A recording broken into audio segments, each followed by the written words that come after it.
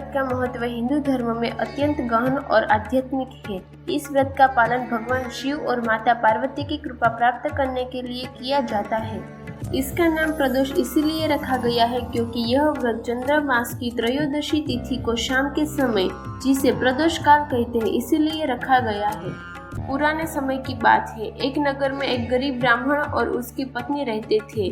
उनका जीवन कष्टमय था और उनके पास न तो भोजन था न ही वस्त्र, लेकिन वे भगवान शिव के परम भक्त थे और हर त्रयोदशी के दिन श्रद्धा से प्रदोष व्रत रखते थे।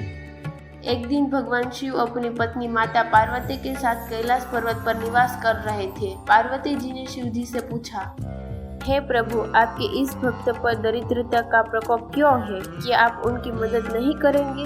शिव जी ने मुस्कुराते हुए कहा, यह दंपति अपने पूर्व जन्म के कर्मों का फल भुगत रहा है, परंतु उनकी भक्ति सच्ची है। वे मेरे व्रत का पालन करते हैं, इसीलिए मैं उनकी सहायता अवश्य करूंगा। शिव जी ने ब्राह्मण दंपति के घर जाकर उन्हें दर्शन दिए।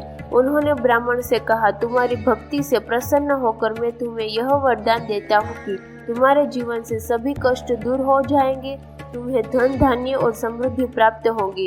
यह कहते हुए शिव जी ने उन्हें आशीर्वाद दिया और अदृश्य हो गए। इसके बाद ब्राह्मण और उसकी पत्नी का जीवन सुखमय हो गया। इस कथा का संदेश है कि भगवान शिव अपने भक्तों को कभी नहीं छोड़ते और उनकी सच्ची भक्ति का हमेशा फल देते हैं। प्रदोष व्रत में शाम के समय भगवान शिव की पूजा विशेष रूप से महत्वपूर्ण होती है। भक्त शिव पार्वती की कथा सुनते और शिव चालीसा या ओम नमः शिवाय मंत्र का जाप करते हैं। प्रदोष व्रत शिव जी के प्रति अटूट भक्ति और समर्पण को दर्शाता है। जो भक्त श्रद्धा से इस व्रत का पालन करते हैं, उन्हें भगवान शिव की कृपा और उनके आशीर्वाद से जीवन में सफलता, सुख और शांति प्राप्त होती है।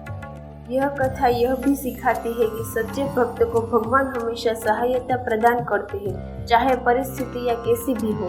प्रदोष व्रत की कथा और पूजन विधि को सुनने और पालन करने से व्यक्ति को आध्यात्मिक और मानसिक शांति प्राप्त होती है।